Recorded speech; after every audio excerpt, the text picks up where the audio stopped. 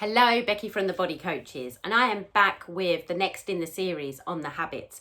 If you haven't watched the first one yet, which is how we identify habits, noticing some habits that we've got, I do recommend that you stop this one now, go back, watch that one, then come back and refer to this one. This one's about changing some of those habits, and it is just some of the basic principles that I just wanted to go through before we actually break it down into steps. How do we action new habits? This can be broken down, as I've said.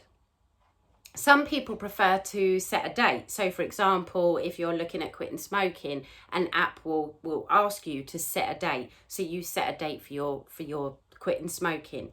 A lot of people have this thing where they say, I'm going to start on Monday. Now, Monday is a pet hate for me, not just Monday in general, but a lot of people fall off the wagon at the weekend. It's okay, I'm going to start on Monday. Then Monday comes, Tuesday happens, and we're all going quite well. Wednesday happens, we may have teetered a little bit. Thursday is screw it. It's the weekend anyway coming up, and I'll start again on Monday. So Monday is actually a pet hate of mine when people say, it's okay, I'm going to start on Monday. If Monday motivates you, then by all means, go ahead and do it. But why not start now? So it's okay to set a date and say, I'm going to do this, and you do a lot of planning and preparation up towards that date. So setting yourself up for your new goal. But there is nothing stopping you from actioning that now. I feel the worst thing about setting a date is that it's so easy to move the date as well. So for example, I'm going to start on Monday and, oh, hang on a minute. There's a birthday party coming up. I'm going to start the following Monday, and something crops up that week. A friend invites you out for a meal. It's okay, I can start the following Monday. And then we end up just knocking that date back all of the time, which is why I always prefer that if you are going to change something, to action it immediately. Now, if you are going to set a date, so say, for example, you're starting on Monday, and you've decided that you're looking at weight loss, so you're going to identify some things. So maybe, for example, you're going to quit chocolate. Now, the best way to do this, okay, so say it's Friday, you're going to quit chocolate on the Monday. Actually, you know that you're quitting on the Monday. So straight away, you've kind of set yourself up that you're probably going to eat chocolate all over the weekend, because Monday is when everything new starts. Now, the best way to approach this, if you are a set the date person, is to work out how you're going to do it. Are you going to go cold turkey? Because in my opinion, cold turkey is probably the worst way to go when changing food habits, because it incites cravings. When you restrict your body of something so quickly, it puts it under a lot more stress, and the brain under a lot more stress as well, because you're restricting something. And then those cravings become more apparent. You notice TV adverts, as I've said before, you notice people around you eating chocolate, you notice all these little triggers, and all of a sudden you are ultimately deprived. So when you allow yourself just a little bit, it turns into a lot. So the best way to go forward, if you are, for example, looking at quitting chocolate, is maybe breaking it down, maybe going every other day and allowing yourself those little treats along the way. As I said, you can't wake up on Monday, I'm going to start running, because maybe you are not yet built for running, and maybe you've got to take those small steps up before you decide to go for a run. Now, I have a beautiful friend, and I've known her for years. We went through school, and if she watches this video, she will know that this reference is to her. And recently decided to go on a weight loss journey. It's doing absolutely fab. And the one thing that she absolutely loves is tea. Now, the tea just isn't straight tea. It has a humongous amounts of sugar in it. Now, for me, you're probably thinking, oh, that's one or two. No, we're talking more than 2 sugars, and I won't be specific. Now, by cutting tea out of her diet, she's going to be cutting a huge amount of sugar, which is absolutely amazing. But again, not having her tea, which she absolutely loves, is depriving her body of something. So her goal going forward would probably be, for example, having 4 sugars in the tea, maybe for 1 week taking it down to 3.5. Maybe the following week taking it down to 3. Our taste buds do change. So I always used to have 2 sugars in my tea. I don't have any in my tea now. And I know if even a slithering of sugar has hit my tea. So there's no point starting a goal or saying that you're going to start a new habit if you don't have anything to go towards. So you've always got to make sure that that goal or that habit that you're going to be setting up is going to be successful. How do you measure success if you do not have a goal? It's okay saying, as of Monday, I'm going to start my diet, I'm going to start losing some weight. How much weight? How much do you want to lose? And again, I'm not a fan of figures. I do prefer measurements and how you feel in yourself. So it's about breaking down some of those goals. Set out your long goals and then make shorter, small-term goals, because when you see yourself ticking them off, it's the most amazing achievement ever, and you feel like you're going somewhere.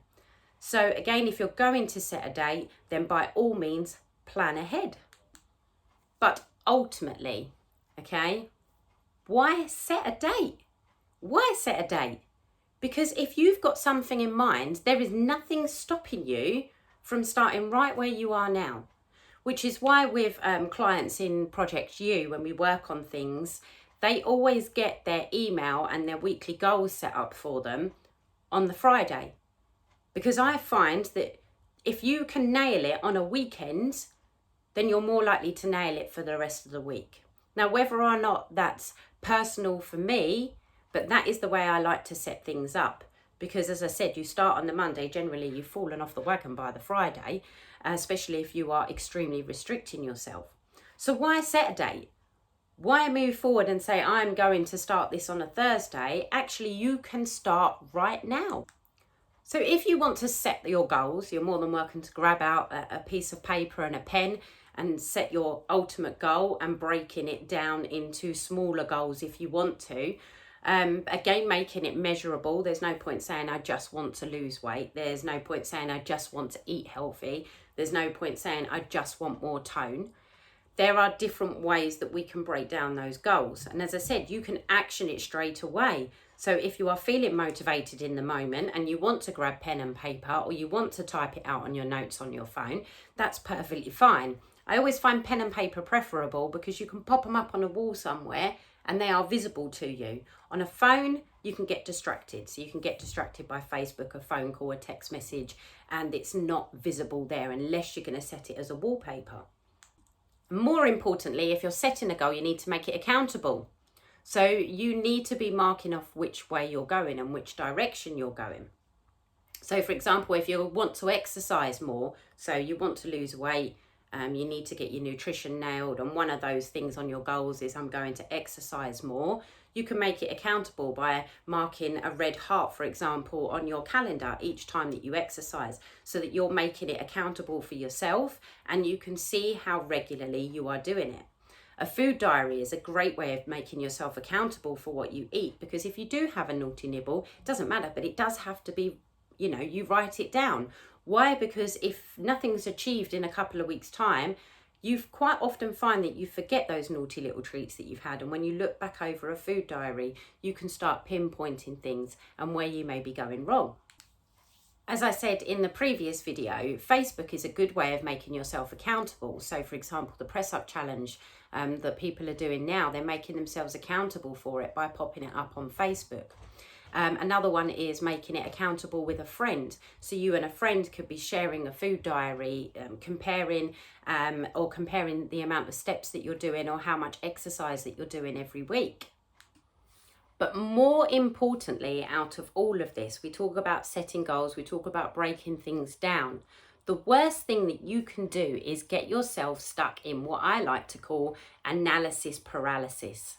Okay, this is where we get stuck in our analysis of what we want to do. So it's all about delaying what we want. Now, this is actually kind of a human response, where that's the reason why we set a goal for Monday. It's okay, I'll worry about it on Monday. We always set that goal in the distance, and that's why I don't quite believe in setting a date, for example, because before that we can get stuck in analysis paralysis. Now, analysis paralysis can be referred to in many different ways. So, for example, as I said before, if you want to take up running, quite often we go into analysis paralysis by Googling what trainers are the best ones to buy. And then we want to order those trainers. Maybe we don't have money to order those trainers, so it's okay, I'll wait until payday and then I'll order those trainers. And it's a way of putting ourselves off. And again, it's a human response, because sometimes we are a little bit scared of change. Maybe you've started something before and you're worried about failing yourself again. Maybe you fell off the wagon, it didn't quite work out, and you're worried about failing yourself. So quite often a change can also be scary, because maybe it's going to impact your partnership. So maybe you've got someone at home who's not necessarily not very supportive, but you're going to wonder how that's going to change things around. So if you want to, for example, give up alcohol, drinking over weekends, maybe you are taking in too much and it would help with your weight loss goals, but it's something that you and your partner do every weekend. So a Saturday night could be that bottle of wine and takeaway night, for example, and it could have an effect on that. So maybe you're worried about some of those changes going forward. So maybe you're trying to delay it for that reason. Now that's where you need to analyse your tribe and the people around you, and gathering that support around you.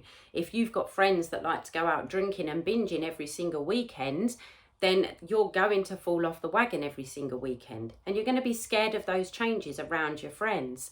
Quitting smoking, for example, if all of your friends smoke, you're going to be worried about being in a situation where you're going to be craving whilst they're all smoking. And exactly the same with maybe drinking, alcohol, food, and everything else. So it may be that you're worried about change in your family, within your circle of friends, and that's where you've got to try and find not necessarily a new tribe, but an associated tribe, and that's people that will help you and support you and move forward.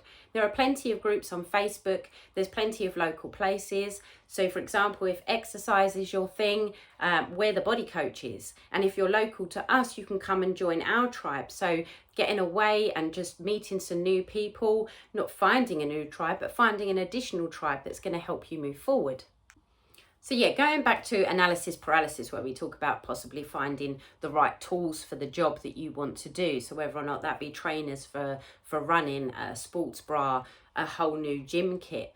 There's so many things that can get us delayed in analysis paralysis. The amount of times I get messaged about personal training. Personal training is another one where people just get, I'm going to get myself a personal trainer, and looking for a personal trainer and wasting a lot of personal trainers' times is that analysis paralysis. The amount of messages that we get, and quite often these people do not book. It's just an analysis paralysis moment. Another one is needing to join the gym. Now currently we're in lockdown. So a lot of people are saying, and I've seen it on Facebook, it's that once we're out of lockdown, I really need to join a gym. Okay, now I get that, I do get that, but what's stopping them from working out now? What's stopping them from pulling up YouTube? What's stopping them from doing classes online? We've been offering them free all over lockdown, and many people are. So what is stopping them from starting that exercise now? Because chances are they're just toying with the idea whilst they're in lockdown, and when they come out of lockdown, they would have been sidetracked by something completely different. And again, healthy eating is another one. Well, I can't start eating healthy until I've gone and bought some new food. Now, I can understand that maybe your cupboards are probably looking a bit shabby, but when we're talking about what we're taking in calorie-wise, maybe you don't have perfectly healthy stuff in the house to cook, but you can limit your intake still, and you can still, in the meantime, go for a walk to counteract what you're about to eat.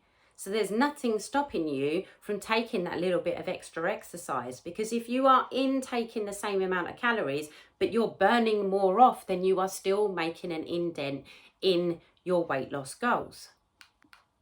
Some people get stuck in research, so they start looking for the best ways to lose weight, what it could be possibly be the best exercise for them, and they just get stuck in a loop on the internet rather than actually just putting on a pair of trainers and just going for a little walk. There is nothing stopping anyone or holding anyone back. It's generally your own thoughts and feelings whilst you are stuck in analysis paralysis. Even if you don't get far, maybe you put your trainers on and you only get down to the road and you turn around and you come back. You make a habit of that all the time, and eventually you will go further, farther, and there you go. You're knocking up your step counter all the time. So before we really move on and go into identifying habits and, building on bad habits, eradicating bad habits, the best thing that you can do right now is actually just put something into action. If you're waiting to join a gym, just go for a walk, join a class online. If you're looking at weight loss and you need to go shopping, go for a walk, do something a little bit more active and finish what you've got in your cupboards and your freezers before you even worry about shopping. If you are going for a walk, so say you are actioning it, there is nothing wrong with walking up to the park, which is where I take all of my notes. So going for a walk up to the park, you can sit down with your pen and paper and action your goals while you're up there and then walk back. You're already upping your step count.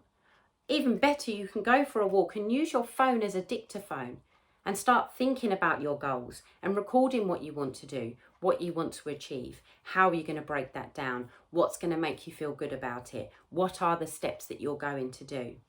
Action is where you go from here. Great ideas happen on a walk. They don't happen on the sofa in front of the TV.